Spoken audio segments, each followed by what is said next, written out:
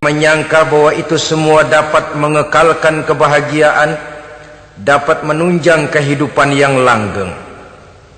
Ada yang berlomba-lomba mengejar-ngejar harta. Seluruh waktu dalam hidupnya habis untuk mengejar harta. Tidak peduli siang atau malam, sore atau pagi. Sujud tidak lagi sempat, Allah dilupakan dengan agama jauh. Ada yang berlomba mengejar-ngejar pangkat, jabatan dan kedudukan. Tidak peduli menjilat ke atas, menginjak ke bawah atau menyikut kiri dan kanan. Bahkan teman pun jadi lawan, lawan pun jadi teman. Bukan soal, yang penting pangkat terkejar. Ada yang berlomba memperbanyak kendaraan, sejak dari jet pribadi, pesawat kapal pesiar, sampai kepada mobil-mobil mutakhir. Ada yang berlomba memperbagus rumahnya. Ada yang berlomba memperbanyak istri dan anak-anaknya. Seluruhnya tenggelam di dalam perlombaan yang menurut ukuran mereka akan mendatangkan prestise, kemegahan dan kebanggaan. Allah Subhanahu wa ta'ala menegur, memberikan peringatan dalam surah yang pendek, yaitu surah At-Takatsur. Alhaakumut takatsur hatta zurtumul maqabir, kalla sawfa ta'lamun. Alhaakum ay syagalakum an ta'ati rabbikum. Kamu telah lalai daripada taat kepada Tuhanmu, dan yang menyebabkan kamu lalai itu tidak lain at-takatsur. At-takatsur artinya at-tabahi bi kathrati mata'id dunya. Bermegah-megah dengan memperbanyak kesenangan hidup duniawi. Dengan kata lain, berlomba-lomba mengejar kemegahan duniawi telah menyebabkan kamu lalai daripada mengingat, daripada taat kepada Allah Subhanahu wa ta'ala. Apabila orang cenderung materialistis, seluruh kegiatan hidup dikerahkan untuk berlomba memperbanyak materi, apa namanya harta benda, apa namanya rumah, apa namanya pangkat dan jabatan, maka dikala itu seseorang akan sangat mudah lalai daripada taat kepada Allah Subhanahu wa ta'ala. Hilanglah kesadaran bahwa sesungguhnya apapun yang kita miliki dalam kehidupan dunia ini tidak lain hanya barang titipan sementara. Kita cari, kita kejar, tapi setelah kita dapatkan, jangan dia dijadikan tujuan. Jadikanlah dia sebagai alat.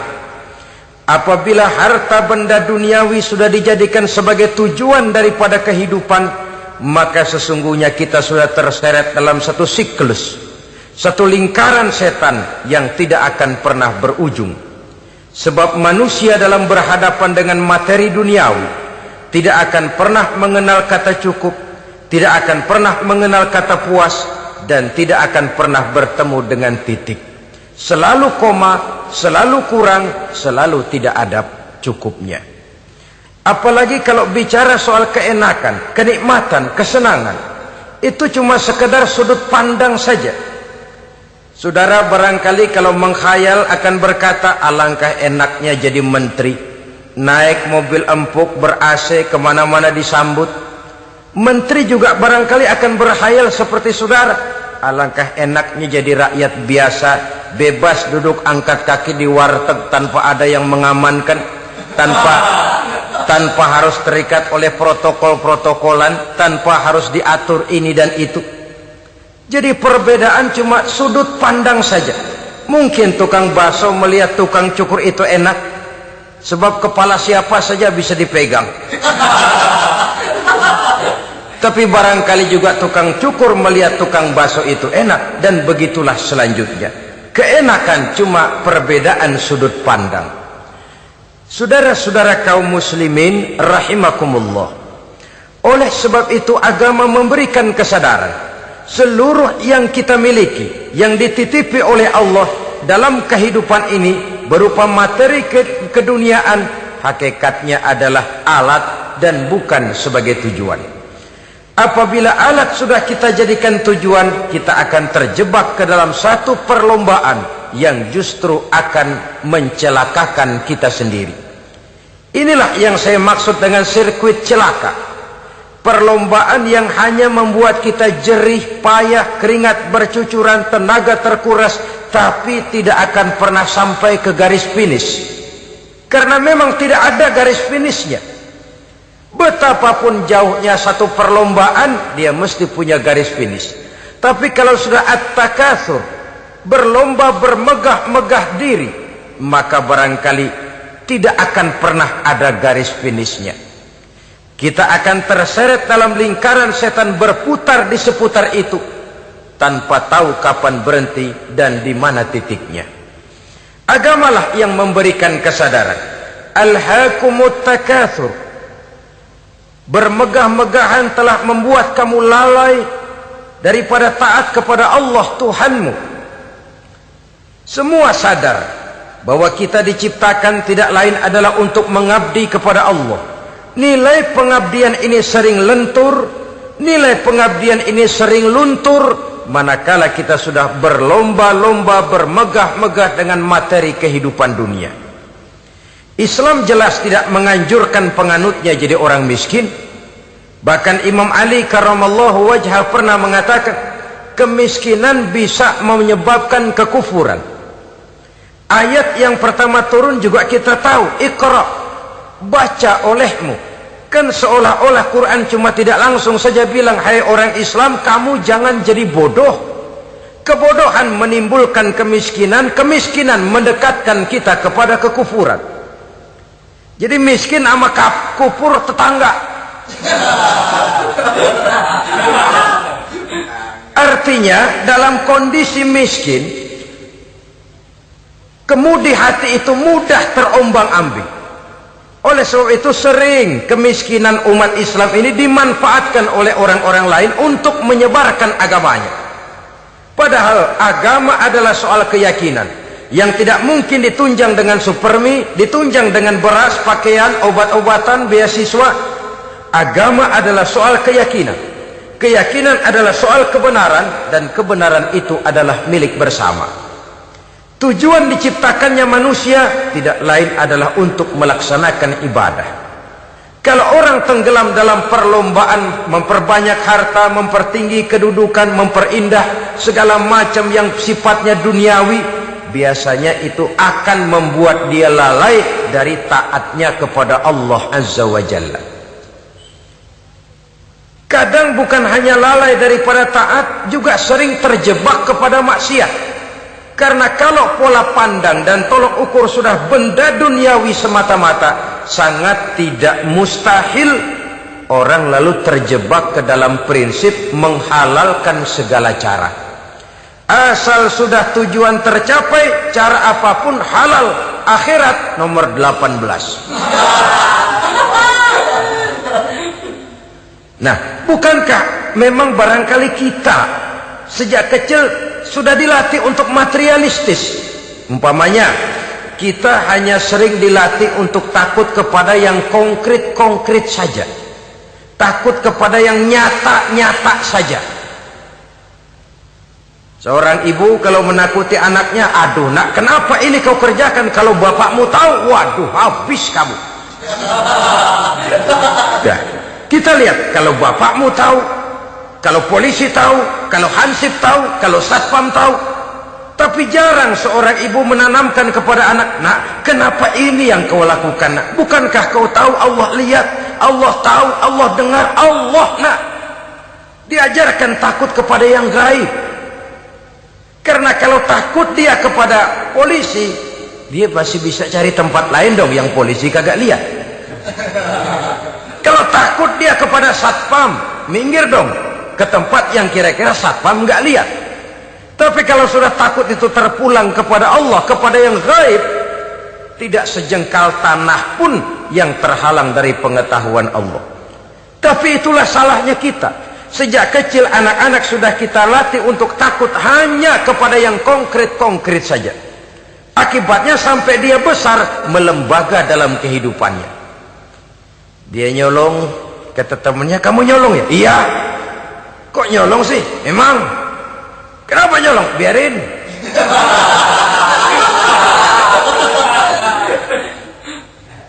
kan tahu Allah lihat? Tahu.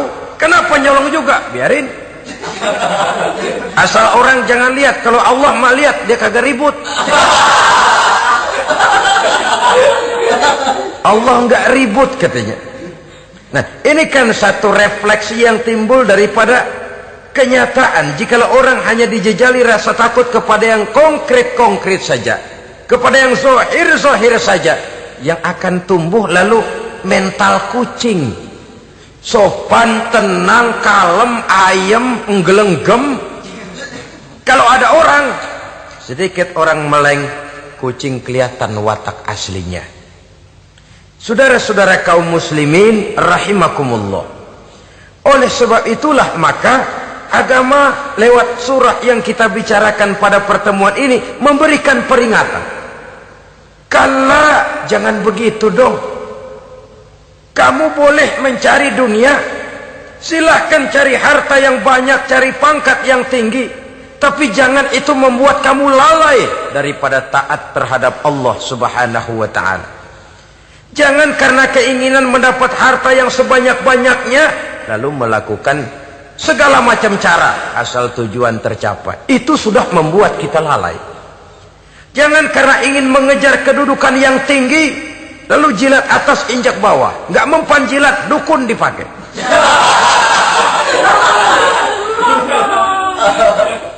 Itu kan sudah membuat kita lalai. Nanti kalau berhasil, wah dukun kita paten. Tapi kalau gagal, dukun sialan kagak mampu. Hilanglah Allah dalam kehidupan kita. Makin materialis, dan perlombaan ini membawa kita kepada kecelakaan. Kala, sekali-kali jangan begitu. Berlomba boleh, cari uang yang banyak. Tapi setelah uang didapatkan, jadikan dia sebagai alat, jangan dijadikan sebagai tujuan. Saudara, bekerjalah yang giat, carilah uang, tapi setelah dapat ajak ngomong tuh duit. Bagaimana ajak ngomongnya? Gini, duit, setengah mati gue nyari lo duit lo. Sore, pagi, siang, malam, peras keringat, banting tulang kaki jadi kepala, kepala jadi kaki, nyariin elu duit. Sekarang kamu sudah saya dapatkan, kamu milik saya duit. Karena kamu milik saya, jadilah kamu budak saya. Jangan saya yang jadi budak kamu. Ini idealnya. Kamu harus jadi budak saya, jangan saya yang jadi budak kamu. Nyatanya kan ada orang nyari duit, setelah duitnya banyak dibudakin oleh duit. Dia sendiri tidak bisa merasakan kesenangan daripada duitnya, konon lagi orang lain. Mau ke pasar ngitung 16 kali. Naik bajai 1000. 1000 itu kalau ratusan semua 1000 lembar. Hitung-hitung, mendingan jalan kaki. Jalan kaki, tengah hari bolong, panas, kan dibudakkan oleh uang. Cari karier, kejar pangkat, kejar kedudukan. Setelah ditemukan itu, jadikan dia sebagai alat, jangan dijadikan tujuan. Pangkat kau milikku, karena kau milikku kau harus jadi budakku, jangan aku yang jadi budak kau pangkat. Satu saat dia harus lepas dari kita, jiwa ini lapang. Kenapa? Dahulu pun ketika lahir ke dunia tidak ada pangkat yang kita sandang. Dahulu pun ketika lahir ke dunia tidak ada harta yang kita bawa. Jadi harta itu, pangkat itu, kedudukan itu ada dalam hati, tapi tidak berurat dan berakar. Kalau dia berurat dan berakar dalam hati, berat misah sama harta itu. Berat. Sekedar ngasih fakir miskin cepet juga berhitungnya 17 lembar.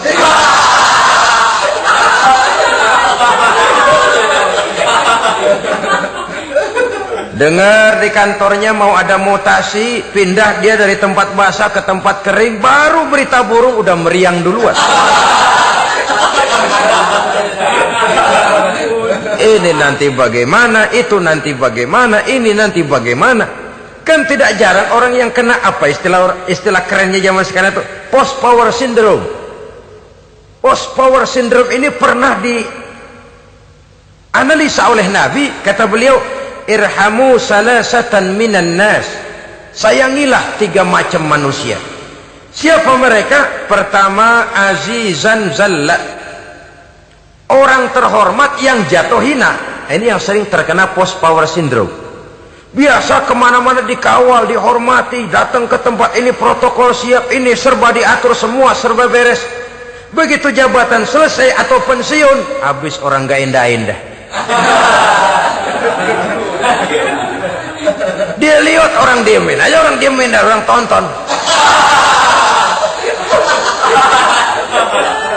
Ini kalau nggak kuat mentalnya, itu kena post power syndrome. Akibatnya ya bisa jantungan, bisa leper, bisa darah tinggi. Ya penyakit-penyakit yang zaman dulu kita nggak kenal. Ini kan makin banyak dokter, makin maju ilmu kedokteran, makin aneh penyakit. Saudara hadirin yang saya hormati, post power syndrome kena apa yang dinamakan frozen emotional attitude. Tidak kuat menghadapi kenyataan. Azizan zalla, orang terhormat yang jatuh hina, itu sangat perlu dikasihani.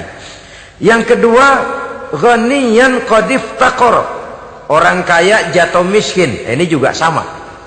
Biasa hidup apa ada, serba ada, lalu harus hidup apa adanya. Ini kalau kurang-kurang kuat benar-benar memble ini.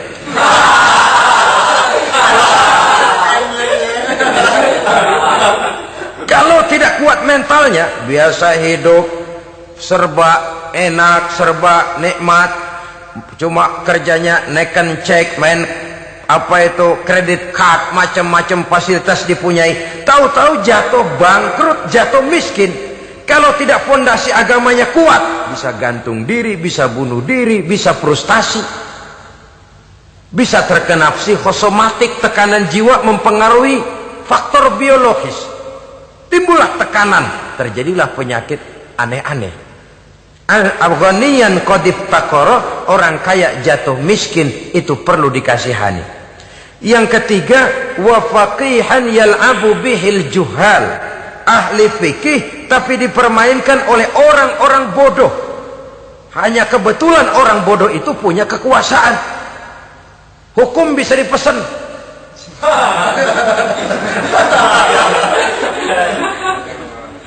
Aturannya haram, Ustaz, ada haram dikit aja dah.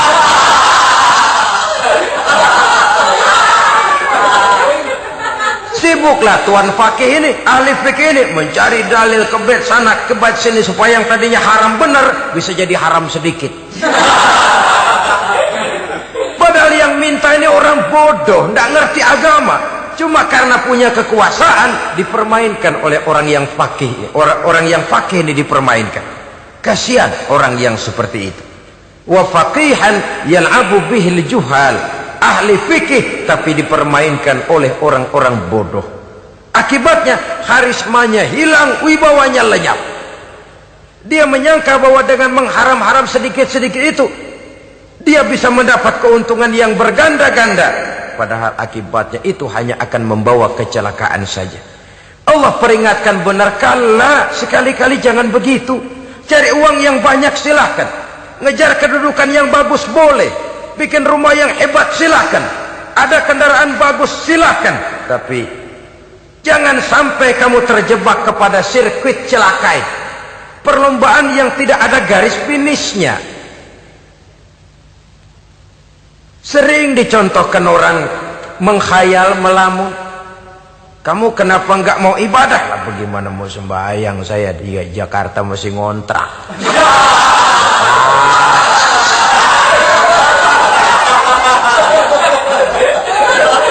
Bingung, tiap akhir tahun kontrakan habis. Kalau punya rumah sendiri walaupun kecil-kecilan, tenanglah saya ibadah. Baiklah, oleh Allah diberikan rezeki, bisa bikin rumah walaupun kecil-kecilan. Sudah punya rumah sendiri, belum juga ibadah, apalagi mulur lagi. Habis bagaimana mau sembahyang, rumah kecil banget, pinggir kali, asal hujan bocor ya.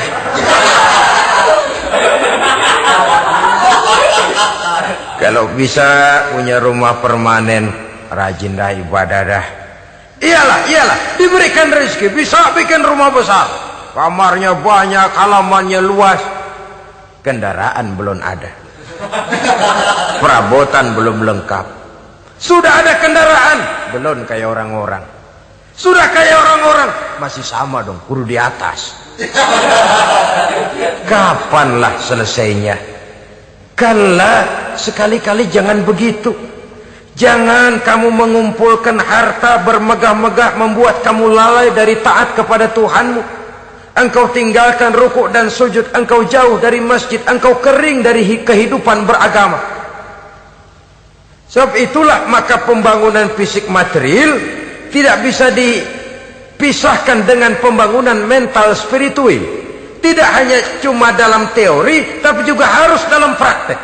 Selalu pembangunan yang hanya mengarah kepada fisik material, jauh dan kering dari agama, hanya akan melahirkan manusia-manusia materialistis yang terjebak di dalam sirkuit celaka perlombaan yang tidak pernah mengenal garis finish. Sebab itu agama mengajarkan, orang kaya itu siapa sih? Yang banyak duit? Belum tentu. Yang kebunnya di mana-mana ngebelatak? Belum tentu. Yang pabriknya selebar-lebar? Belum tentu. Yang punya segala macam peternakan, dari peternakan gajah sampai peternakan kutu?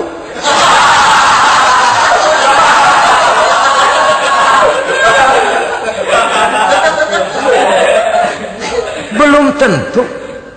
Agama memberikan tuntunan yang sangat luhur. Orang kaya itu adalah orang yang hidupnya cukup. Orang miskin itu orang yang selalu merasa kurang. Bagaimanapun banyak duit saudara miliki, kalau masih merasa kurang, masih miskin saudara. Saya punya uang 1.000 rupiah, Anda punya uang 1 juta rupiah. Mungkin saya lebih kaya dengan uang yang 1.000 ketimbang Anda 1 juta. Kenapa? Dalam tangan saya uang 1.000 besar, artinya sesuai dengan kebutuhan saya. Tapi di tangan Anda uang 1 juta, kebutuhan Anda lebih besar daripada itu lagi. Maka agama mengajarkan sifat qanaah, merasa cukup, dan itulah sumber kekayaan yang hakiki. Orang kaya adalah orang yang hidupnya cukup. Kalla saufa ta'lamun, jangan begitu, nanti kamu akan tahu. Summa kalla saufa ta'lamun, jangan sekali-kali begitu, suatu saat kamu pasti akan tahu. Kalla law ta'lamuna ilmal yaqin thumma latarawunnaha 'ainal yaqin thumma latus'alunna yawma idzin 'anin na'im. Nah, kapan perlombaan ini akan menyadarkan orang biasanya? Hatta zurtumul maqabir, sampai kamu dekat ke liang kubur. Itu biasanya kalau istilah orang sekarang baru ngeh. Asal sudah napas sampai tenggorokan disambung dengan selang, sudah Senin Kemis dibantu dengan alat picu jantung, gerak gerak gerak gerak, sudah kayak orang mau gergaji kayu. Dikala itu barulah sadar orang biasanya. Dan kesadaran semacam itu, kesadaran yang terlambat, kesadaran ala Fir'aun. Fir'aun selagi hidup diajak beriman dan nehi aja.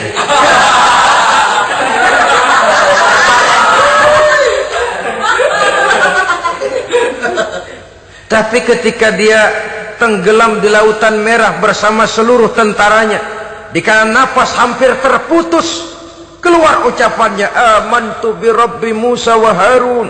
Aduh, kalau begini mah saya juga percaya kepada Tuhannya Musa dan Harun. Saya beriman kepada Allah. Lagi timbul tenggelam mau sekarat baru beriman.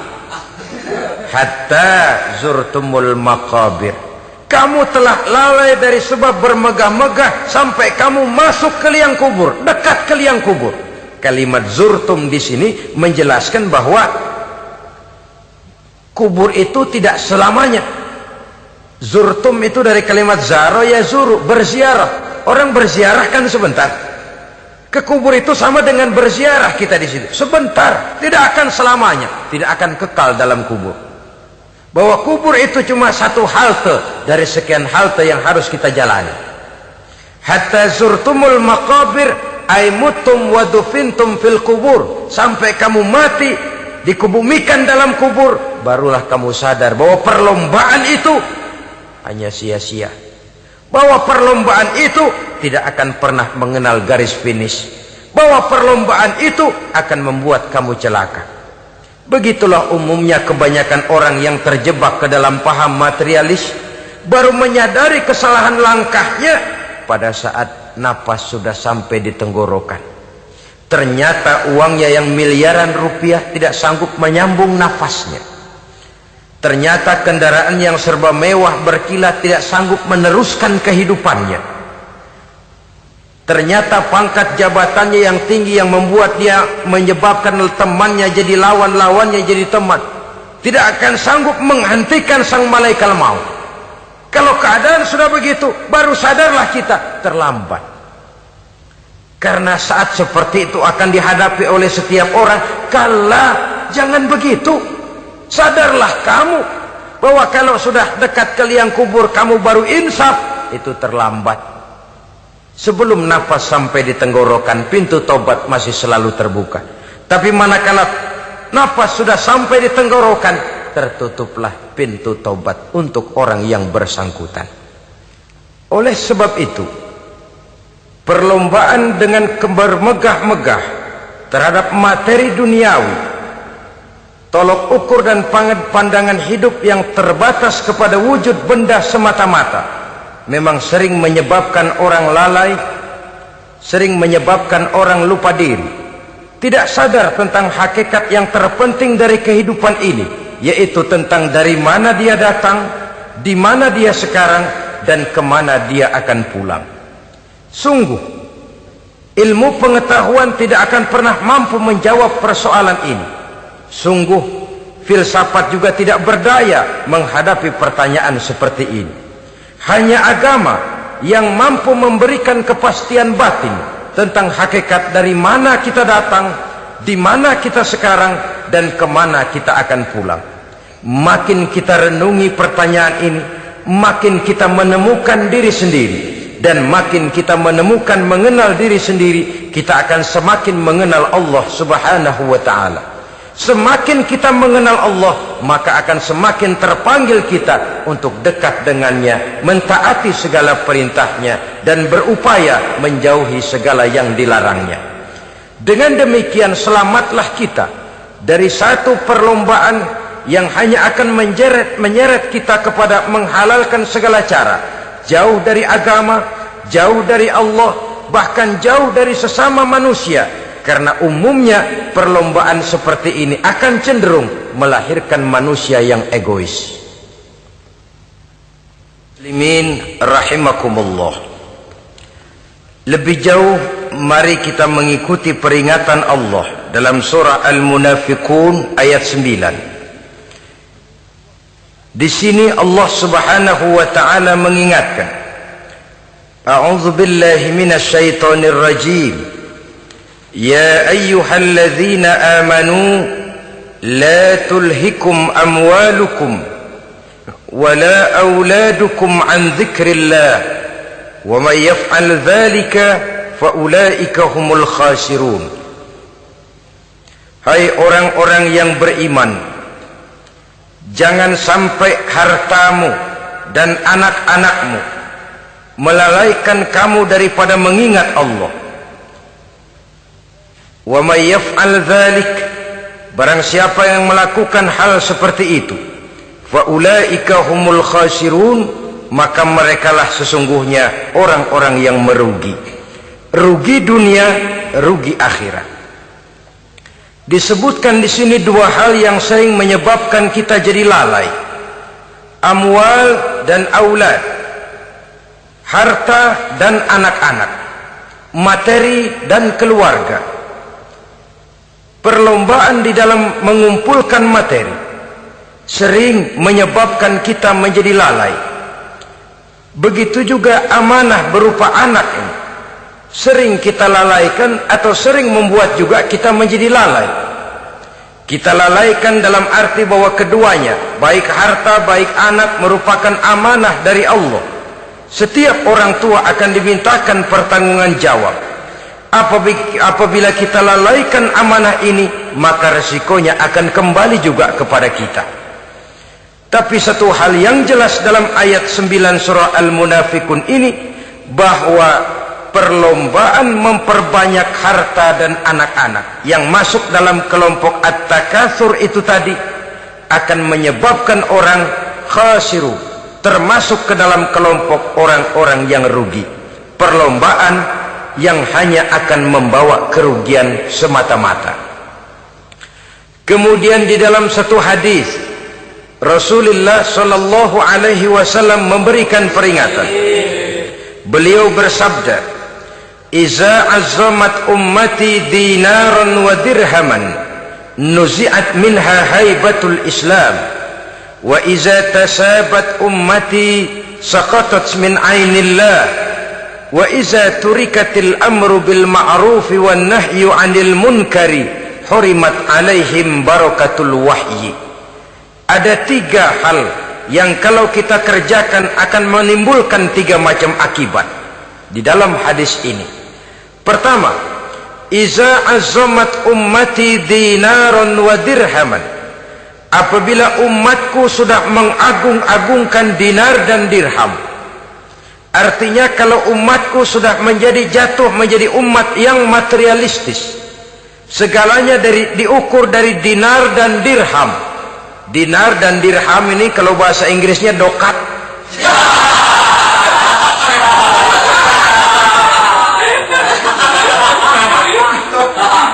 Segalanya diukur dari segi dinar dan dirham saja. Nuzi'at minha haibatul Islam, akan dicabutlah kehebatan Islam dari mereka. Memang ada kalanya kita berkata bahwa tanpa uang kita tidak bisa berbuat apa-apa. Tapi kalau itu dijadikan landasan dari segala sesuatu, itu yang dijadikan ukuran, itu yang dijadikan tujuan, kita hakikatnya sudah gagal sebelum melangkah.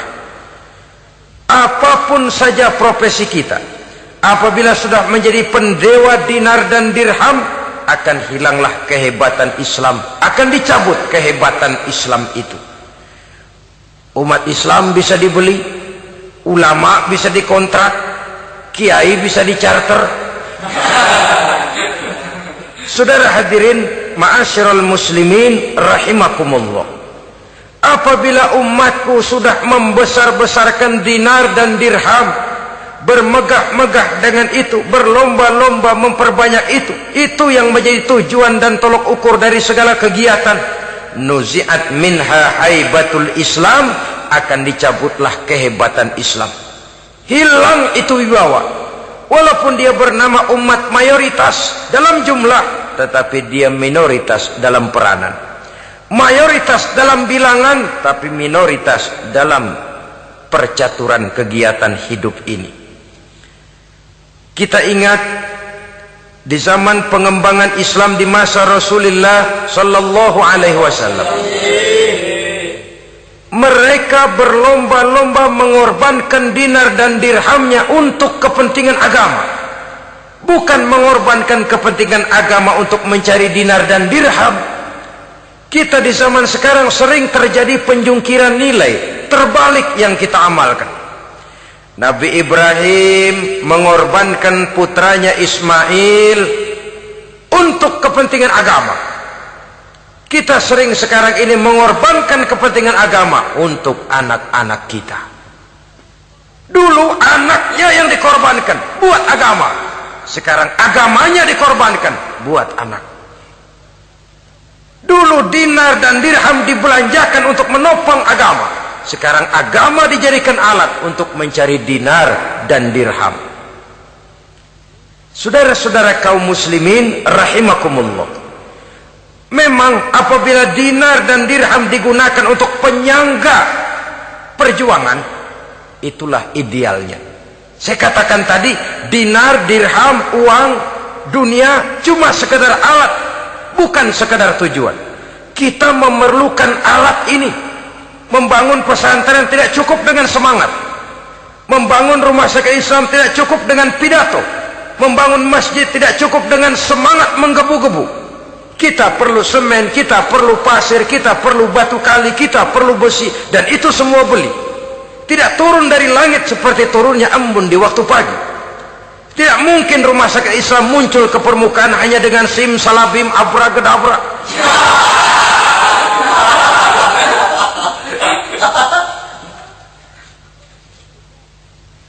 Oleh sebab itu, saya bersyukur kecenderungan belakangan ini pengajian-pengajian akbar di berbagai tempat tidak hanya sebagai ajang untuk menanamkan akidah, membina ukhuwah, tapi juga menjadi sarana di mana kita mengumpulkan dana, menghimpun potensi umat, menginventarisir potensi untuk kepentingan pengembangan daripada agama.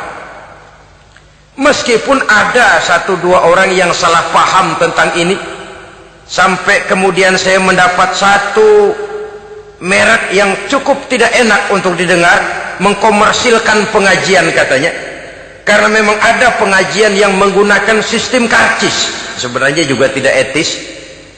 Undangan berikut infak yang seluruh hasilnya digunakan buat kepentingan agama, apakah itu rumah sakit, apakah itu madrasah, apakah itu masjid, dan satu sen pun saya tidak menuntut bagian dari itu. Saya malah berprinsip sepanjang saya masih laku untuk dijual dan itu memang buat kepentingan agama, persilahkan jual saja, asal buat masjid, pesantren, madrasah, rumah sakit Islam, kegiatan syiar dan dakwah, silakan.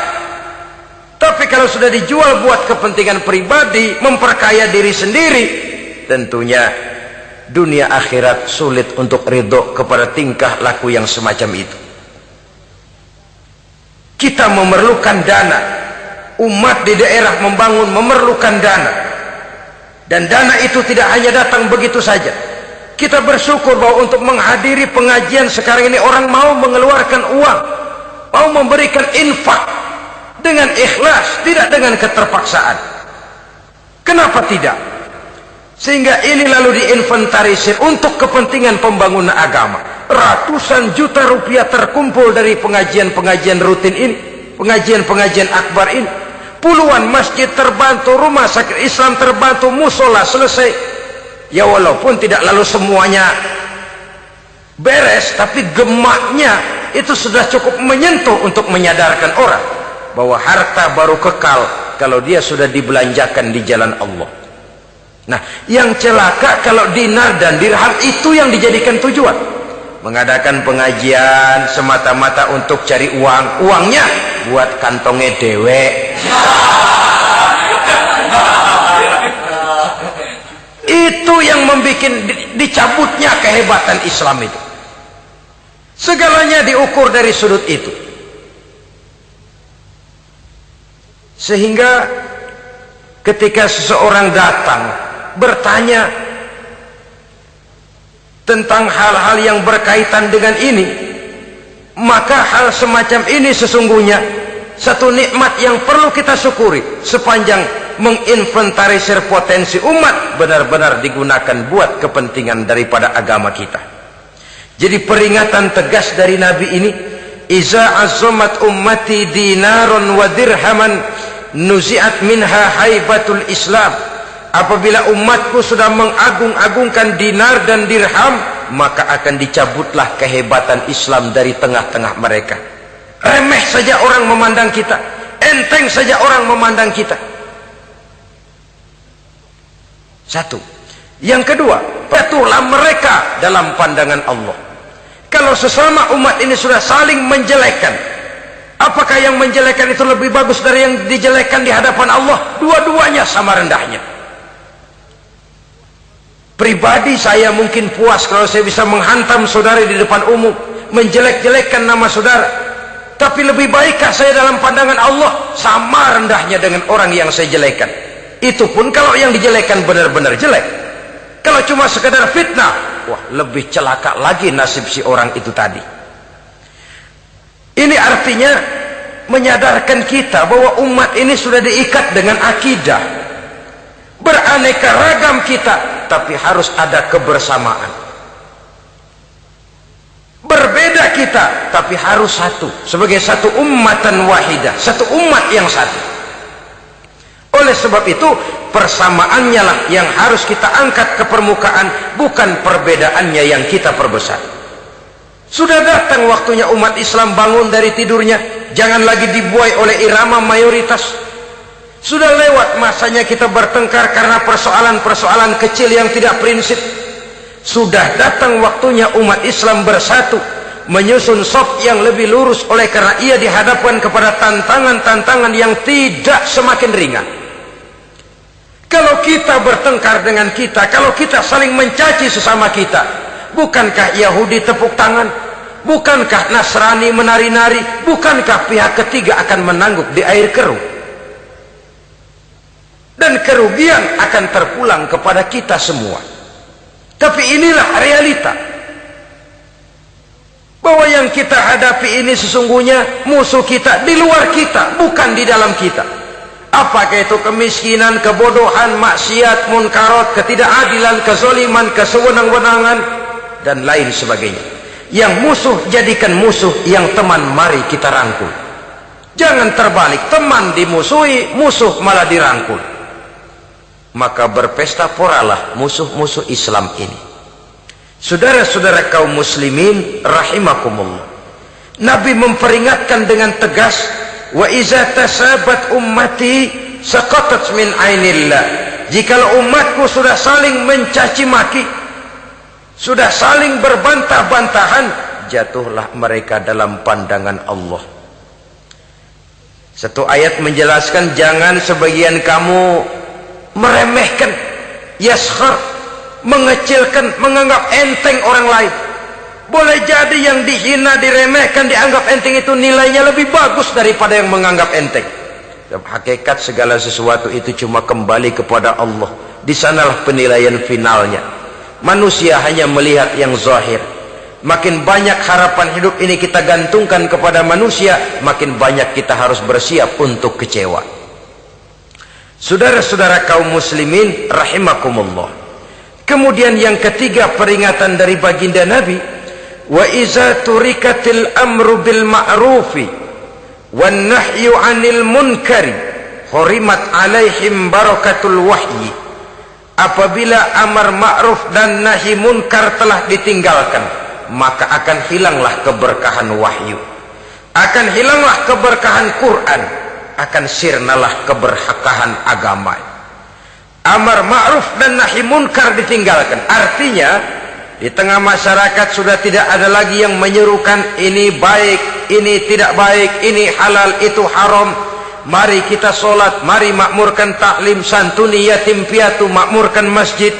Seruan ke arah itu tidak lagi terdengar. Sementara tinggalkan judi, tinggalkan minuman keras, jauhi zina, seruan semacam itu pun tidak lagi terdengar. Maka hilanglah keberkahan wahyu itu. Karena amar ma'ruf dan nahi munkar merupakan bagian daripada ajaran agama kita. Menjadi sponsor dari segala macam kebajikan dan menjadi penghalang daripada segala macam kemunkaran sesuai dengan batas kemampuan yang kita miliki masing-masing. Nah, saya kembali kepada persoalan pokok di awal pembicaraan tadi. Bagaimana jalan keluarnya? Jalan keluarnya tidak lain adalah upaya. Bagaimana kegiatan yang sifatnya fisik material ini diimbangi dengan kegiatan yang bersifat mental spiritual. Upaya menghidupkan majelis-majelis ta'lim, upaya memakmurkan masjid-masjid sebagai laboratorium rohani untuk mewujudkan keseimbangan dalam pola pikir yang akan berlanjut dalam gerak hidup yang kemudian akan tertuang dalam segala perbuatan manusia. Apabila sudah terwujud kepincangan dalam pola pikir, akan pincanglah caranya bertindak dan berbuat, akan pincanglah pandangan hidupnya, akan pincanglah orientasinya di dalam kehidupan ini. Oleh karena itu, Islam dalam berbagai aspek kehidupan mengajarkan sistem keseimbangan. Mencari harta boleh, tapi tidak boleh keluar dalam kerangka fastabiqul khairat. Berlomba-lomba silakan, tapi untuk kebaikan. Bukan untuk bermegah-megah, bukan untuk menumbuhkan gengsi, bukan untuk meninggikan prestise dan harga diri, tapi fastabiqul khairat, berlomba-lomba di dalam mengejar kebajikan, di dalam menyebarkan kebaikan. Bukan sekedar berlomba-lomba, tapi tolong menolong, bantu membantu. Ta'awanu 'alal birri wat taqwa wa la ta'awanu 'alal ismi wal udwan. Bertolong-tolonganlah kamu di dalam kebaikan dan takwa, jangan bertolong-tolongan di dalam perbuatan dosa dan permusuhan. Kerjasama di dalam kebaikan, kerjasama di dalam ketakwaan. Ada satu contoh yang menarik bahwa umat Islam di dalam ia menjalin kebersamaan itu harus seperti orang main sepak bola. Saudara lihat, orang main sepak bola, kalau pertandingan belum dimulai, silahkan kumpul di luar lapangan, atur strategi yang baik. Tapi kalau pertandingan sudah dimulai, turun ke lapangan hijau, jangan kumpul terus. Masa ada sepak bola gotong royong, groyok ke sana, groyok ke sini, ya kalah terus. Harus ada yang jadi penyerang tengah, kan begitu toh sepak bola. Harus ada yang jadi kiri luar, kanan dalam, striker, back, penjaga gawang. Yang penting kerjasama, teamwork, lalu mampu menciptakan operan-operan. Yang jadi back jangan ngiri sama yang jadi penyerang tengah. Jangan hasut, sebab bagaimanapun juga andai kata si penyerang tengah berhasil menjaringkan bola ke gawang lawan, kan kemenangan bukan kemenangan satu orang, kemenangan satu kesebelasan, kemenangan satu tim. Ini yang sering terjadi, back ngiri sama penjaga gawang, lalu penjaga gawang ngiri sama penyerang tengah, penyerang tengah ngiri sama kiri luar. Ya kapan mau menggolkan ke gawang lawan? Kita ini satu kesebelasan, posisi boleh berbeda. Umat Islam itu harus ada yang jadi camat, lurah, bupati, gubernur, menteri, jadi jenderal, jadi konglomerat, jadi pengusaha, jadi teknokrat. Yang penting kerjasama, teamwork, mampu menciptakan operan-operan yang akurat. Diego Armando Maradona, enggak pakai dia, enggak. Itu katanya maha bintang, gagah, hebat, bintang lapangan hijau. Kapan Maradona hebat? Kalau ditunjang oleh 10 temannya yang lain, merupakan satu kesebelasan. Bagaimanapun hebatnya Diego Armando Maradona, kalau dia sendirian lawan satu kesebelasan, remek.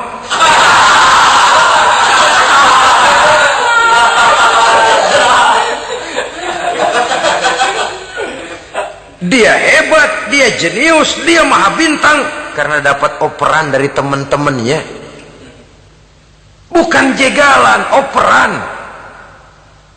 Jadi oleh sebab itu bagaimana kita menciptakan operan-operan akurat yang akan melahirkan kebersamaan di tengah-tengah umat. Artinya satu contoh saja, misalnya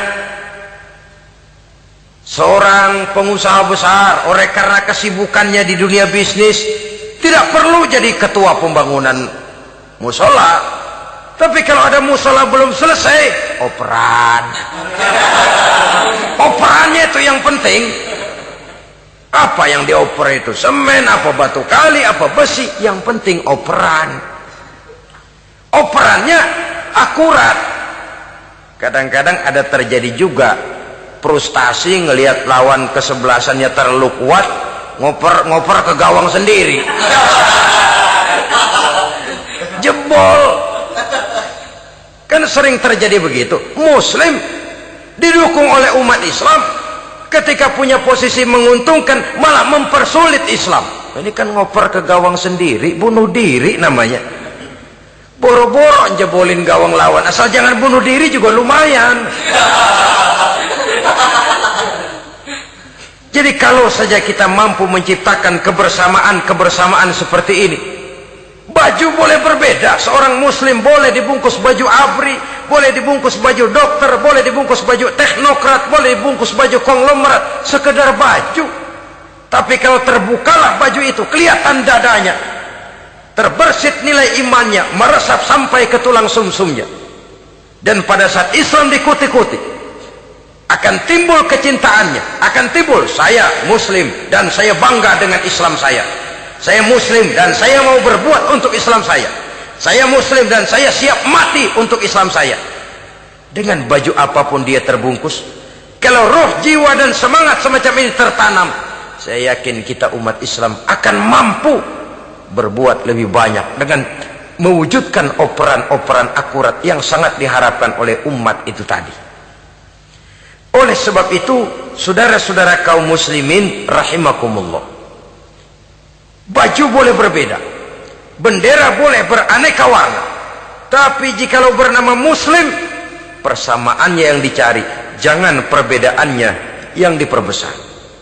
Nilai persaudaraan yang diikat dengan akidah semacam inilah yang banyak dicari orang, yang banyak menyebabkan orang masuk Islam. Di mana masjid kelihatan benar sebagai simbol kehidupan demokrasi dalam menciptakan ukhuwah, wawasan ukhuwah ini. Masjid simbol demokrasi. Siapapun masuk masjid buka sepatu, demokrasi. Siapapun orangnya, tidak peduli merek apapun sepatunya. Apa itu keluaran Cibaduyut Bandung? Apa itu modelnya Belli, Beltoni, Itali? Tidak soal, masuk masjid buka. Jumatan, kopral datang lebih dulu depan, pral. Jenderal datang belakang saja, bral. Tidak ada fasilitas khusus dalam masjid, karena di rumah Allah semua manusia sama. Si jenderal jangan lagi merasa jenderalnya, si pengusaha jangan lagi menonjolkan kebosannya. Masjid adalah simbol demokrasi daripada kehidupan umat. Sebab itu jangan terjebak kepada sektoral di dalam kita berbicara tentang ukhuwah ini.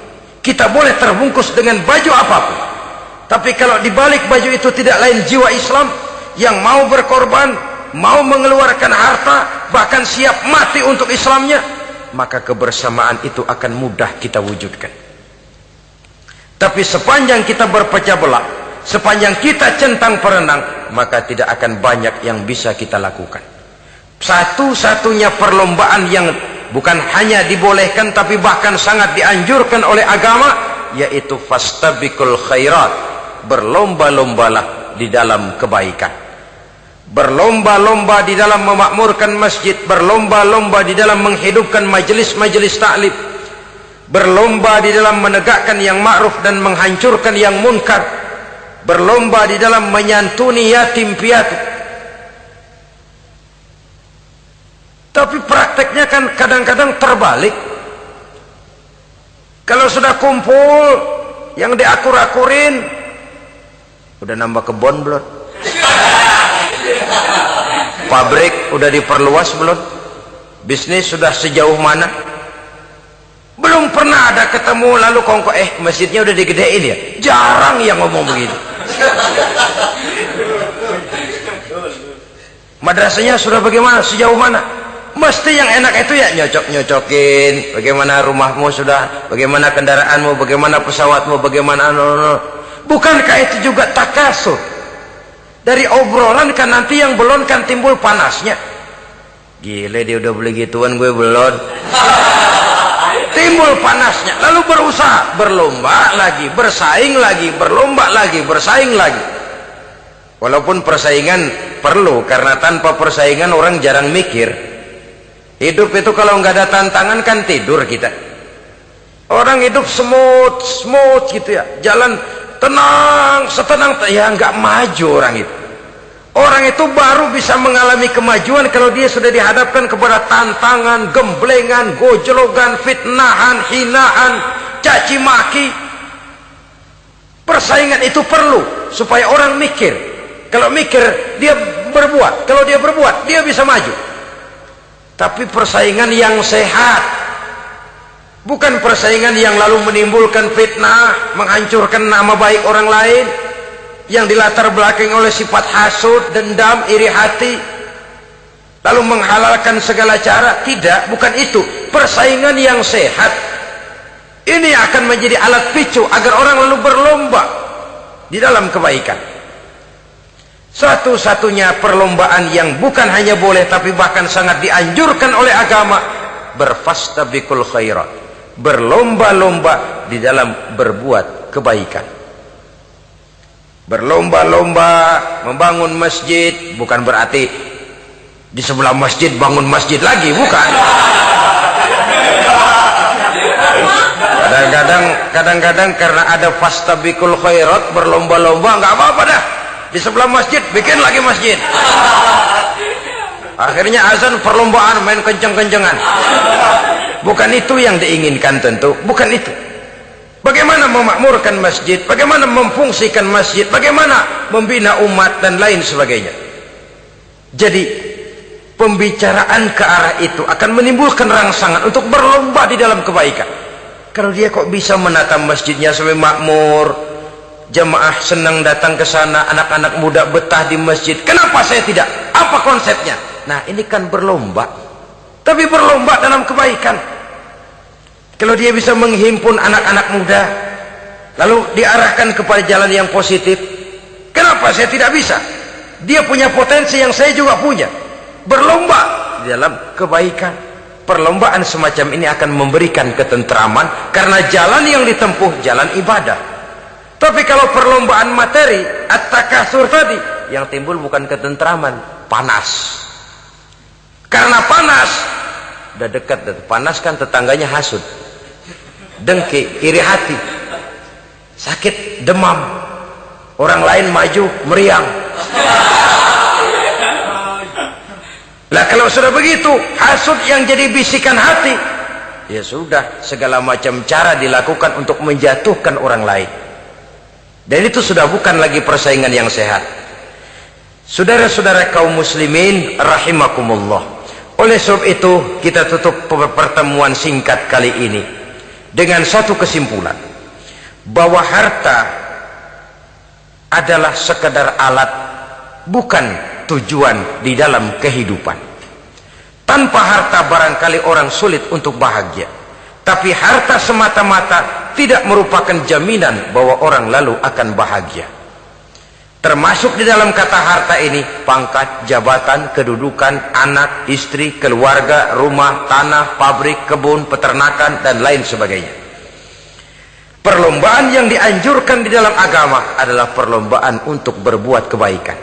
Maka masalahnya sekarang, bagaimana kita memanfaatkan harta ini untuk sebanyak-banyak kebaikan yang bisa kita lakukan. Semoga kita mampu melakukannya dan kita tidak termasuk dalam orang-orang yang celaka yang lantaran bermegah-megah dengan kesenangan dunia saja. Terima kasih atas segala perhatian, mohon maaf atas segala kekurangan. Usikum wa nafsi bitaqwallah. Wassalamualaikum warahmatullahi wabarakatuh. Waalaikumsalam.